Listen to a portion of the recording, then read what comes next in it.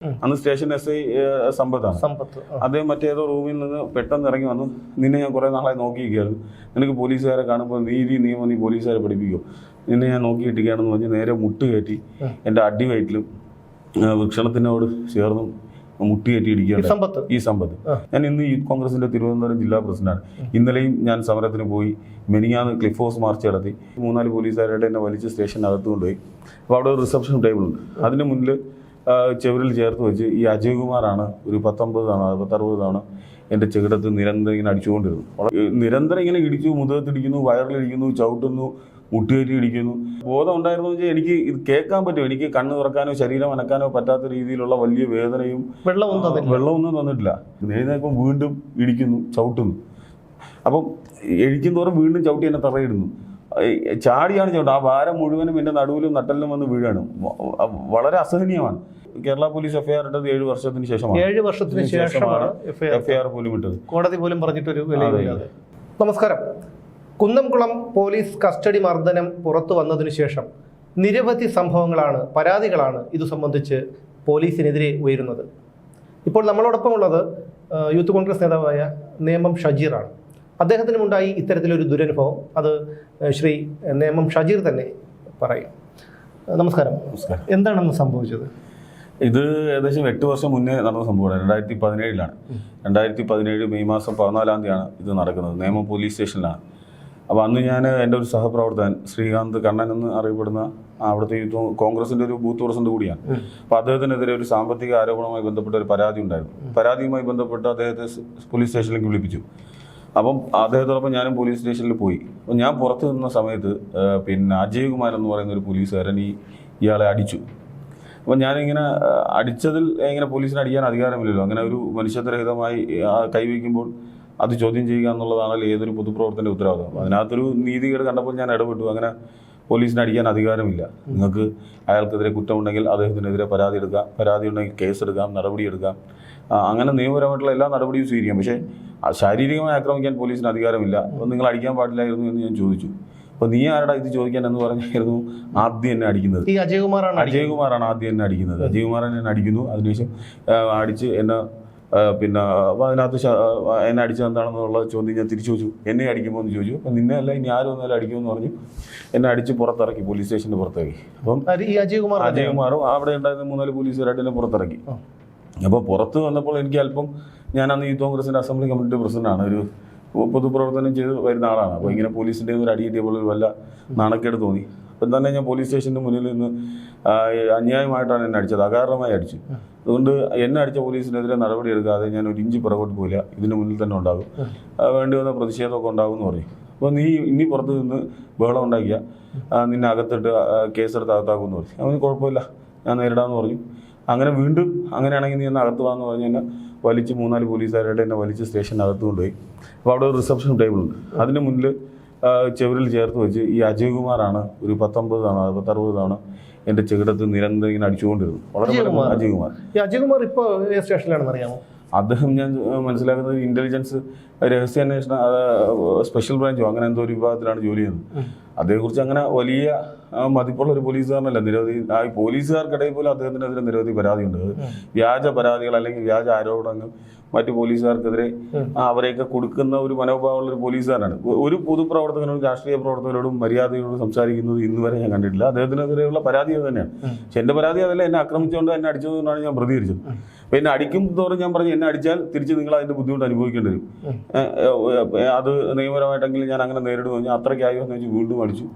അപ്പോൾ അങ്ങനെ അടിച്ചുകൊണ്ടിരിക്കുമ്പോൾ തന്നെയാണ് ഈ സമ്പത്ത് SI, അന്ന് സ്റ്റേഷൻ SI സമ്പത്താണ്.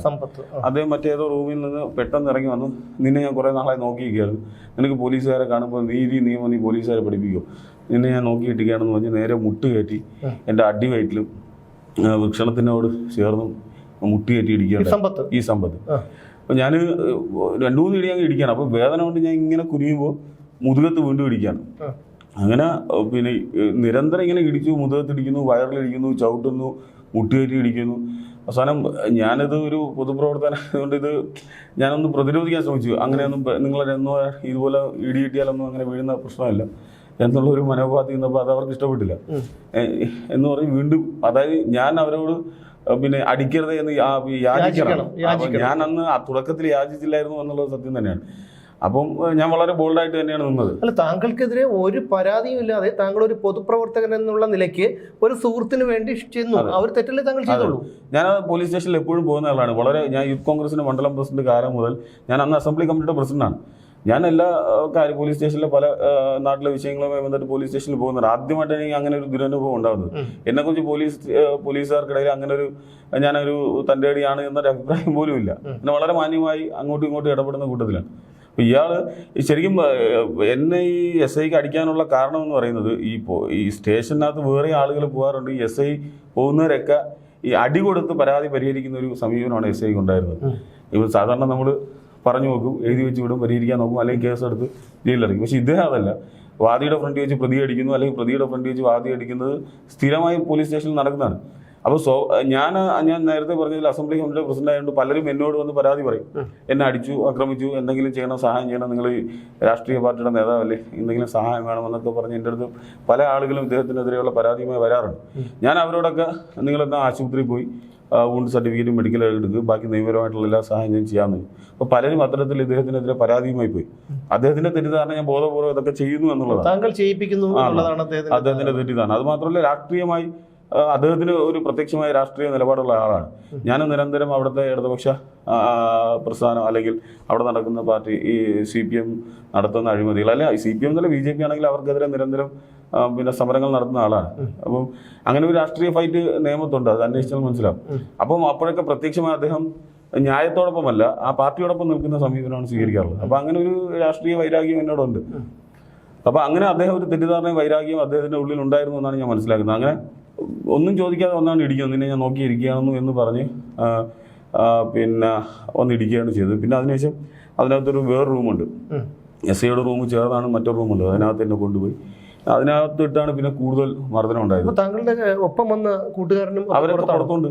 അവരൊക്കെ പുറത്തിറങ്ങി അടിക്കല്ലേ എന്ന് പറയുന്നതൊക്കെ എനിക്ക് കേൾക്കാൻ പറ്റും. പക്ഷെ അവരെയൊക്കെ പെട്ടെന്ന് 1-2 പേരൊക്കെ പുറത്താക്കി ഗ്രില്ലടയ്ക്കുന്ന ഇതാണ് ഉണ്ടായത്.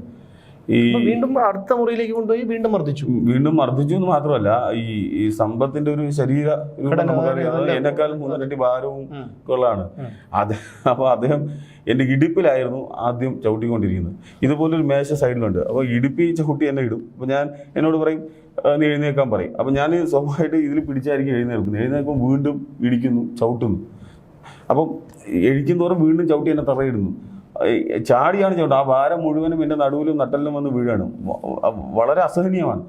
പിന്നെ അങ്ങനെ പിന്നീട് പറഞ്ഞിട്ട് കാര്യമില്ല, മനസ്സിലായി. ഇടിക്കുന്നു, ചവിട്ടുന്നു, എന്തെല്ലാം കുറുക്കിലിടിക്കുന്നു, എന്തെല്ലാം ചെയ്യാൻ പറ്റുന്നു അതെല്ലാം ചെയ്യുന്നു. അവസാനം ഞാൻ വല്ലാതെ എനിക്ക് ശ്വാസം നിലയ്ക്കുന്നത് പോലെയും ഈ മരണമൊക്കെ മുന്നിൽ കാണുന്ന ഒരു ഇതുണ്ടായി. അപ്പോഴൊക്കെ ഞാൻ അദ്ദേഹത്തിന് അവസാനം ഞാൻ കാല് പിടിച്ചു. ഇനി നിങ്ങൾക്ക് ആവശ്യം ഞാൻ കാല് പിടിക്കുന്നതല്ലേ, എന്നെ ഒന്നും ചെയ്യരുത്.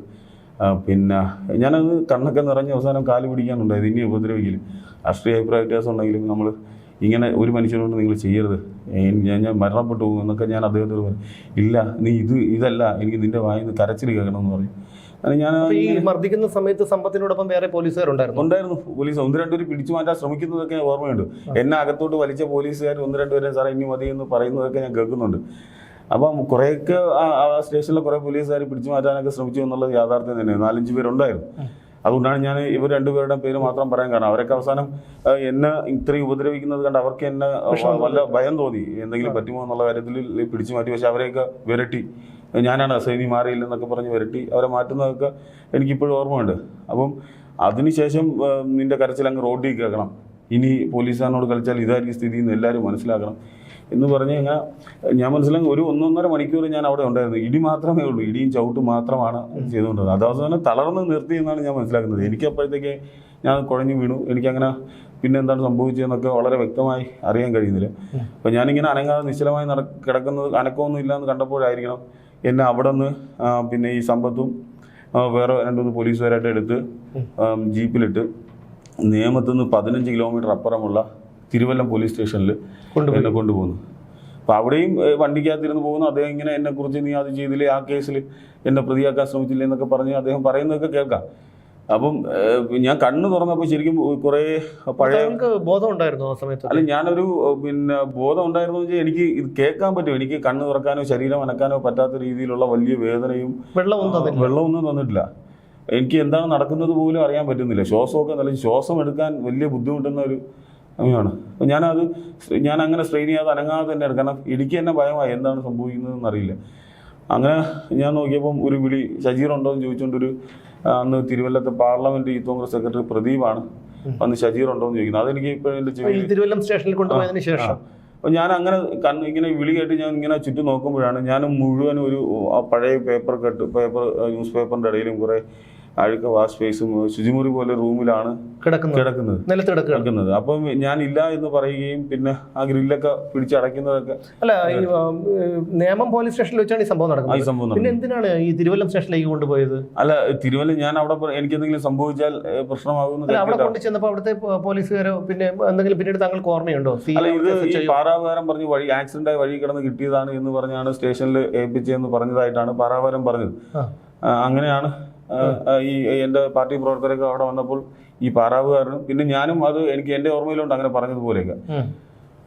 അപ്പം പിന്നെ ഞാനത് പിന്നെ ഞാൻ തന്നെ എഴുതി വന്ന് ഞാനിവിടെ ഉണ്ടെന്ന് പറയുന്നു. അങ്ങനെ ഈ പ്രദീപാണ് ബാക്കി പാർട്ടിക്കാരെയും എൻ്റെ വീട്ടിലൊക്കെ അറിയിക്കുന്നത്. അപ്പം ആ സമയം എൻ്റെ വീട്ടുകാരും എൻ്റെ സുഹൃത്തുക്കളും പാർട്ടിക്കാരൊക്കെ ഏകദേശം നേമവും പൂജപ്പുരയും മറ്റു ജില്ലയിലെ കുറേ സ്റ്റേഷനിലേക്ക് എന്നെ തിരക്കി പോയി. എവിടെയുണ്ടെന്ന് ആർക്കും അറിയില്ല. അപ്പം നേമത്ത് പോയി തിരക്കിയപ്പോൾ എൻ്റെ ഉമ്മ പോയി തിരക്കിയപ്പോൾ ഇവിടെ ഷജീർ വന്നിട്ടില്ലെന്നാണ് അവർ കള്ളം പറഞ്ഞത്. അപ്പം അവസാനം പാർട്ടി പ്രവർത്തകരും നമ്മളെ DC സെക്രട്ടറി കൈമനം പ്രഭാകരും വിൻസെൻ്റ് MLA-യും പാർലമെൻറ്റ് സെക്രട്ടറി പ്രദീപൊക്കെ കൂടി വന്ന് ഗ്രില്ലടച്ചെന്നെ കാണാൻ സമ്മതിച്ചില്ല. പിന്നെ അവരെല്ലാം ബലമായി ഗ്രില്ല് തുറന്നാണ്. എൻ്റെ അവസ്ഥ കണ്ട് എന്നെ അവിടെ നിന്ന് എടുത്താണ്. പിന്നെ ജീപ്പിലിട്ട് തന്നെയാണ് മെഡിക്കൽ കോളേജിൽ കൊണ്ടുവന്നത്. മെഡിക്കൽ കോളേജിൽ കൊണ്ടുപോയപ്പോൾ പിന്നെ എനിക്ക് വലിയ ബുദ്ധിമുട്ടുണ്ടായി. എനിക്ക് അങ്ങനെ വൃക്ഷണത്തിലൊക്കെ വേദന വന്നു. അപ്പോൾ ഭയങ്കര ബുദ്ധിമുട്ടായപ്പോൾ തന്നെ സ്കാനിങ്ങും എക്സ്റേ ഒക്കെ എടുത്തു.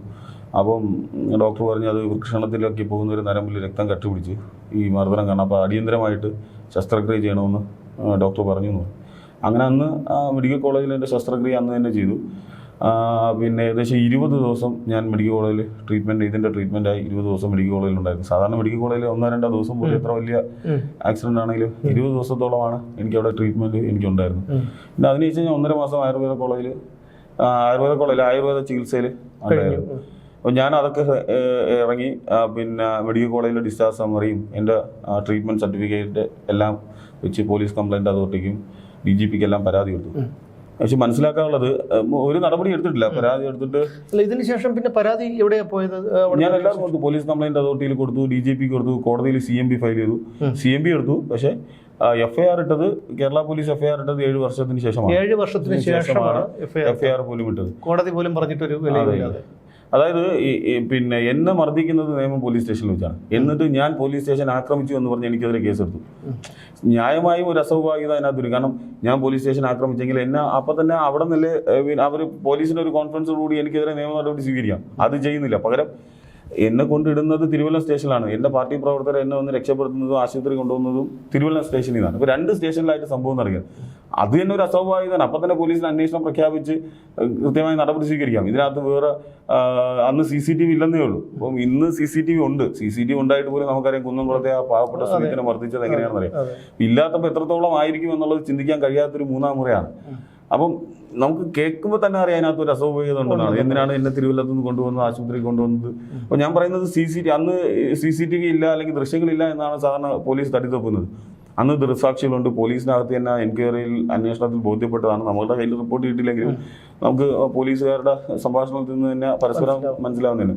അപ്പോൾ എൻ്റെ കയ്യിൽ കൃത്യമായ എൻ്റെ വൃക്ഷണത്തിലും അടിവയറ്റിലും ചവിട്ടി കിട്ടി എനിക്ക് സാരമായ ഗുരുതരമായ പരിക്കുണ്ടായി.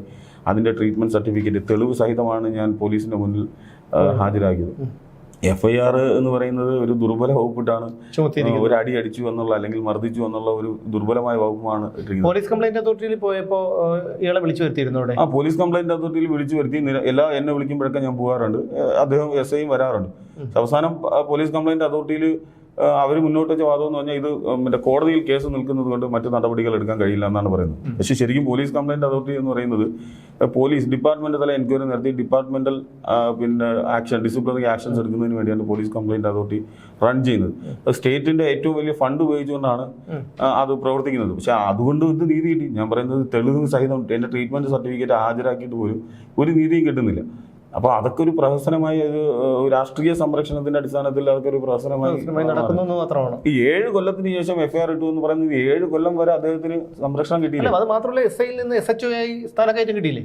സ്ഥാനക്കയറ്റം SHO ആയി കിട്ടി, അതിനെക്കുറിച്ച് വ്യക്തമായിട്ട് അറിയില്ല. പക്ഷെ അദ്ദേഹം SI ആയി, ഇപ്പോഴും SI ആണ്, SHO ആയും തോന്നുന്നു. അദ്ദേഹത്തിന് നിരവധി സ്റ്റേഷനിൽ മണ്ണന്തല അവിടെ SHO ആയിരുന്നു. അവിടെ എന്തോ ഒരു ഉണ്ടായിരുന്നല്ലോ. അതെ, അതായത് ഞാൻ പറഞ്ഞുതരാം. അപ്പം ഇതിന് ശേഷം ഇപ്പം നമുക്കറിയാം, ഇത്രയും ഗുരുതരമായ ഒരു കുറ്റകൃത്യം ചെയ്യുന്ന ഒരു പോലീസുകാരനെ സാധാരണ നടപടിയെടുത്ത് മാറ്റി നിർത്തുന്നതാണ് പതിവ്. അതൊരു സർക്കാരിന്റെ പ്രതിച്ഛായയുടെ വിഷയം കൂടെയാണ്. അപ്പോൾ ഈ സർക്കാർ പക്ഷെ അങ്ങനെയല്ല ചെയ്തത്. നേരെ തൊട്ടടുത്തുള്ള ജൂറിസ്ഡിക്ഷനുള്ള വിഴിഞ്ഞത്തും മണ്ണന്തലയും അവിടേക്ക് വീണ്ടും SI ലോ ആൻഡ് ഓർഡർ തന്നെ കൊടുക്കുകയാണ്. ലോ ആൻഡ് ഓർഡറിൽ ഇരിക്കാൻ is not fit for the police service എന്നുള്ള പല രേഖകളും ഉണ്ട് എന്നാണ് ഞാൻ മനസ്സിലാക്കുന്നത്. പോലീസിൻ്റെ കയ്യിലുണ്ട്, അതൊക്കെ അത് പൂഴ്ത്തി വെച്ചിരിക്കുന്നതായിരിക്കും.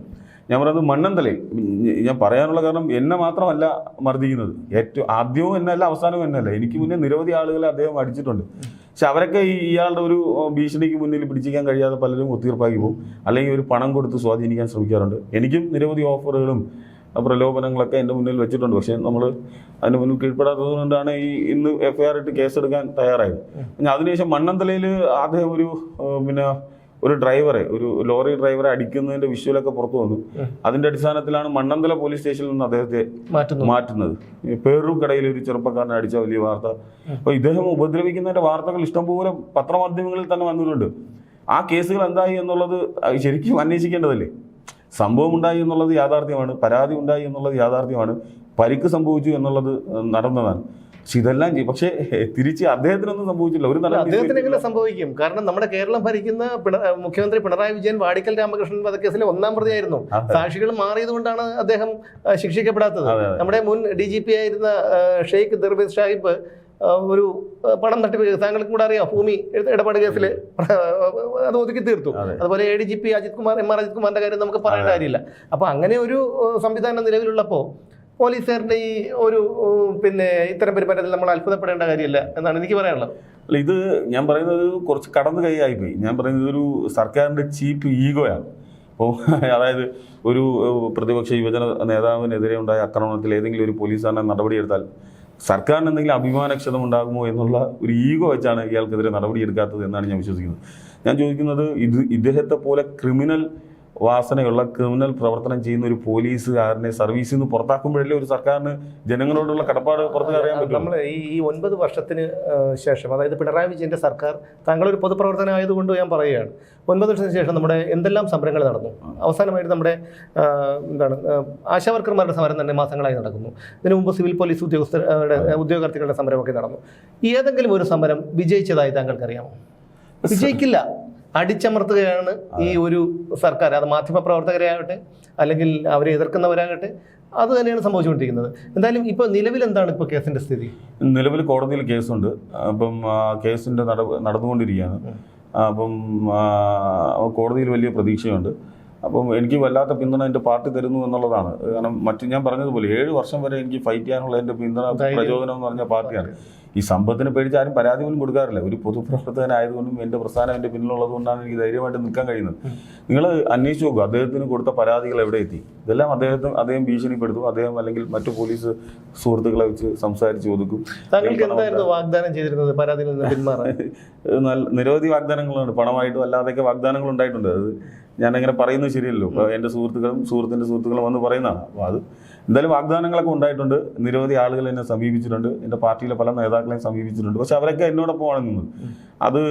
അത് നീതീകരിക്കാൻ കഴിയാത്തതാണ്. അത് ഇദ്ദേഹത്തോട് ഒരു വിട്ടുവീഴ്ചയും ചെയ്യാൻ പാടില്ല എന്നുള്ളതാണ്. കാരണം യൂത്ത് കോൺഗ്രസിനെ സംബന്ധിച്ചിടത്തോളം യൂത്ത് കോൺഗ്രസ് പ്രവർത്തന പോലീസ് സ്റ്റേഷനിൽ മർദ്ദനമേറ്റാൽ അത് ഏതറ്റം വരെയും യൂത്ത് കോൺഗ്രസ് പോകും, നീതിക്ക് വേണ്ടി പോകും എന്നുള്ളതിൻ്റെ ഒരു ഉദാഹരണമായി ഇത് നിൽക്കണമെന്ന് ഞാൻ ആഗ്രഹിക്കുന്നു. കാരണം മറ്റൊരാളും ഇതുപോലെ അധാർമികമായി ആക്രമിക്കപ്പെടാൻ പാടില്ല. എല്ലാ പൊതുപ്രവർത്തകരും ജനങ്ങൾക്ക് വേണ്ടിയാണ് പോലീസ് സ്റ്റേഷനിൽ പോകുന്നത്. ഇപ്പോൾ പോലീസ് സ്റ്റേഷൻ്റെ 3-ാം മുറ ഇപ്പോൾ CCTV വന്നപ്പോഴാണല്ലോ അവർ കണ്ടത്.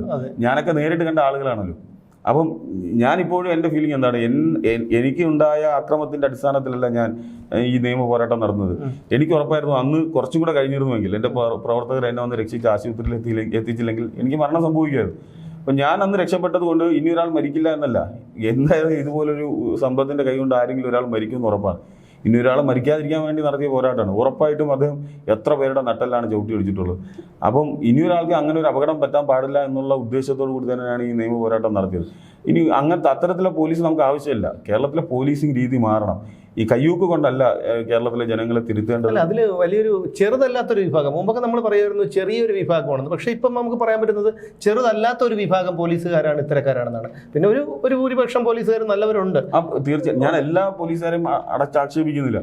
ഞാൻ ചോദിക്കട്ടെ, ഈ പോരാട്ടത്തിന് എനിക്ക് പോലീസ് ഡിപ്പാർട്ട്മെന്റിനകത്തുനിന്ന് പിന്തുണ കിട്ടിയിട്ടുണ്ട്, ഇല്ലാന്ന് ഞാൻ പറയുന്നില്ല. അതല്ലെങ്കിൽ എനിക്ക് ഇങ്ങനെ പോരാടാൻ കഴിയില്ലല്ലോ. നിരവധിയായിട്ടുള്ള ഞാൻ വേറൊന്ന് പറയാം. ഞാൻ തലസ്ഥാന നഗരിയിൽ സമരം നയിക്കുന്ന ആളാണ്. എത്രയോ വർഷമായി സമരം നയിക്കുന്ന ആളാണ്. ഞാൻ ഇന്ന് യൂത്ത് കോൺഗ്രസിന്റെ തിരുവനന്തപുരം ജില്ലാ പ്രസിഡന്റാണ്.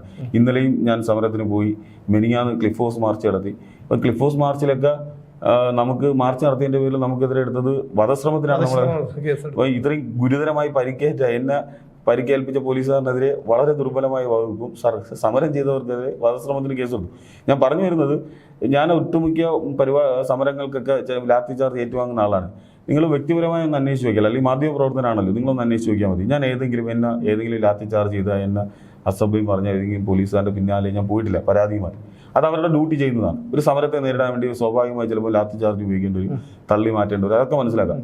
അങ്ങനെ ഒരു ഞാൻ അങ്ങനെ എല്ലാ പോലീസുകാരുടെയും പിന്നിൽ പോകുന്നതാണ്. പക്ഷേ ഇത് എനിക്കുണ്ടായ അനുഭവം എന്ന് പറയുന്നത്, അയാളുടെ ഉള്ളിലെ ക്രിമിനലിനെ നേരിട്ട് കണ്ട ആളാണ് ഞാൻ.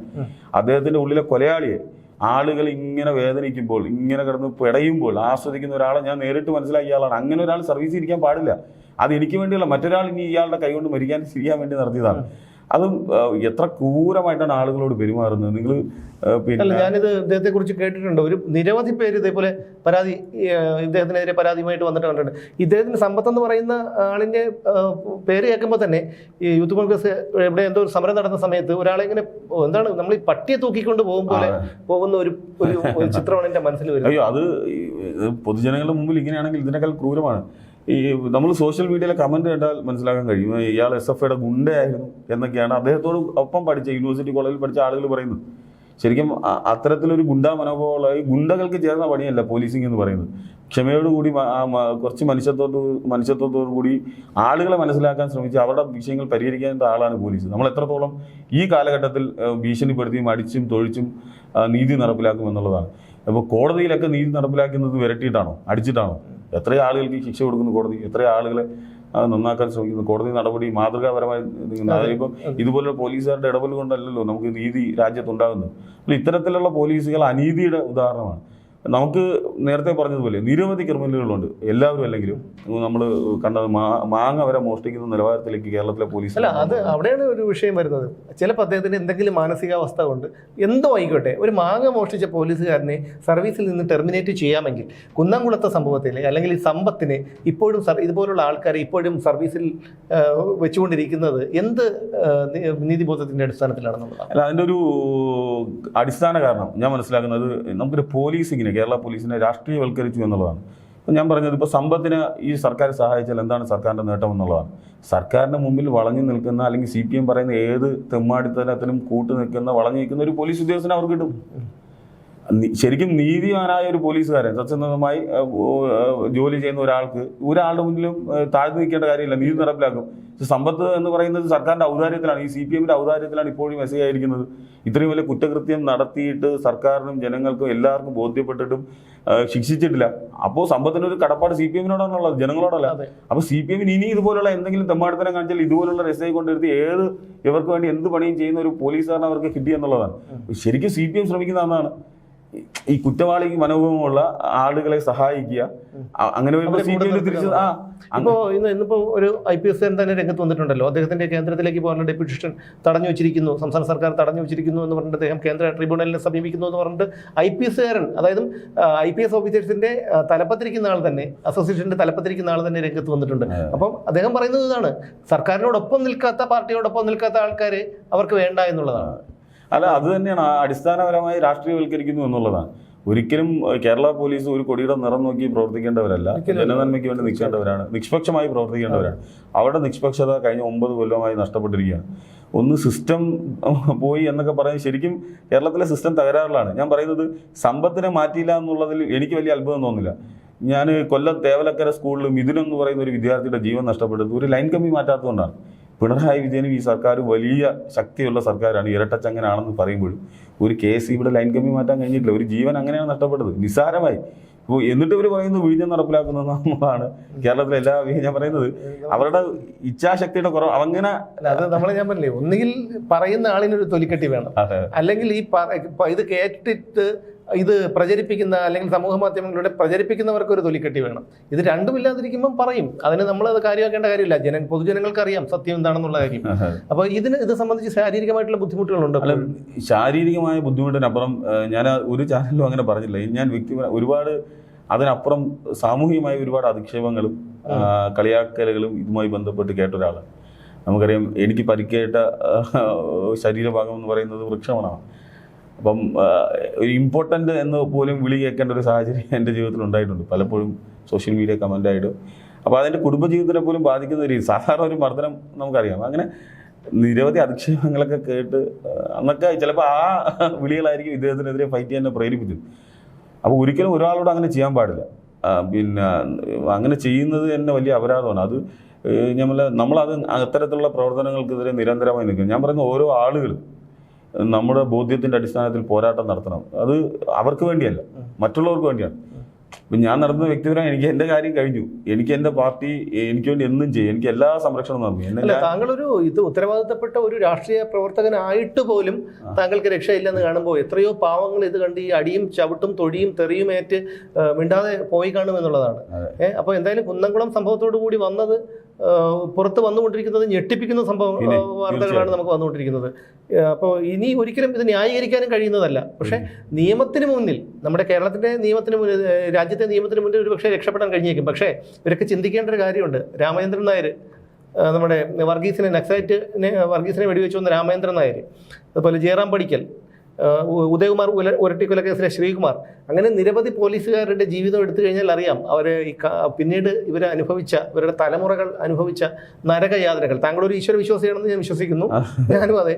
അപ്പോൾ അത്തരം ഈ കർമ്മഫലം എന്നുള്ള ഒന്നുണ്ട്, നിയമത്തിൻ്റെ ഒരു പഴുത് കിട്ടും. പക്ഷെ എന്ത് വന്നാലും ശരി, ഇത്തരക്കാർ സർവീസിൽ തുടരാൻ പാടില്ല എന്നുള്ളത് ഒരു സത്യം തന്നെയാണ്, അതൊരു യാഥാർത്ഥ്യം തന്നെയാണ്. തുടർന്നു കഴിഞ്ഞാൽ ഇതിപ്പോൾ നമ്മളിപ്പോൾ ഏതൊരു വിഷയം വന്നാലും, അതൊരു ഹേമ കമ്മിറ്റി റിപ്പോർട്ട് വന്നപ്പോൾ പിന്നെ ഒരുപാട് പേര് ഇങ്ങനെ ഇത്തരം പരാതികളുമായി വന്നു. അതുപോലെ തന്നെയാണ് കുന്നംകുളം സംഭവം വന്നതിന് ശേഷം ഇത്തരത്തിൽ പരാതികളുമായി വരുന്നു എന്നുള്ളതല്ലാതെ മറ്റൊരു വാർത്ത വരുമ്പോൾ എല്ലാവരും അതിന് പിന്നാലെ പോകും. പക്ഷെ അത് നടപടി ഉണ്ടാകുന്നില്ല. താങ്കളെ പോലെയുള്ളവരുടെ എത്ര അഭിനന്ദിച്ചാലും മതി വരില്ല. കാരണം സുജിത്തിനെയും താങ്കളെയും പോലുള്ളവർ ഇത്രയും വർഷങ്ങൾ കഴിഞ്ഞിട്ടും ഇത്തരം പോരാട്ടങ്ങൾക്ക് വേണ്ടി നിൽക്കുമ്പോൾ അത് സാധാരണക്കാരായ ജനങ്ങൾക്കൊരു പ്രചോദനമാണ്. ഏതൊരാൾ വിചാരിച്ചാലും ഇത്തരം, കാരണം നമുക്ക് എല്ലാവർക്കും ഇവിടെ ജീവിക്കാനുള്ളൊരു അവകാശമുണ്ട്. അത് മാത്രമല്ല പോലീസ് തന്നെ നവീകരിക്കപ്പെടേണ്ടതാണ്. ആ നവീകരണം ചിലപ്പോൾ ഇതുപോലുള്ള അനിവാര്യമായ പോരാട്ടങ്ങൾ അനിവാര്യമാണ്, അതല്ലെങ്കിൽ നവീകരിക്കപ്പെടില്ലല്ലോ. അല്ല, നവീകരണം എന്ന് പറഞ്ഞാൽ 9 വർഷം കൊണ്ട് കേരളത്തിലെ എല്ലാ സമസ്ത മേഖലകളും മലിനപ്പെട്ടിരിക്കുകയാണ്. ഇനി ഇതിനെ കംപ്ലീറ്റ് കഴുകി വൃത്തിയാക്കി എടുക്കേണ്ട ഒരു ബാധ്യതയാണ് ഇനി വരുന്നൊരു ഭരണകൂടത്തിന്. തുടർന്ന് 3ാം ഭരണം ഉണ്ടായിക്കഴിഞ്ഞാൽ നമുക്ക് പറയാൻ പറ്റില്ല. ഇനിയൊരു ഭരണകൂടം വന്നാൽ തന്നെ ഈ 9 വർഷം കൊണ്ട് അഴുകി പുഴുത്ത് ചീഞ്ഞ് ഞാറിക്കിടക്കുന്ന എല്ലാ മേഖലകളെയും കഴുകി വൃത്തിയാക്കി ഡെറ്റോളിൽ മുക്കിയെടുത്ത് കൊണ്ടുവരേണ്ട ഒരു ബാധ്യത ഇനി വരുന്ന ഭരണകൂടത്തിനുണ്ട്.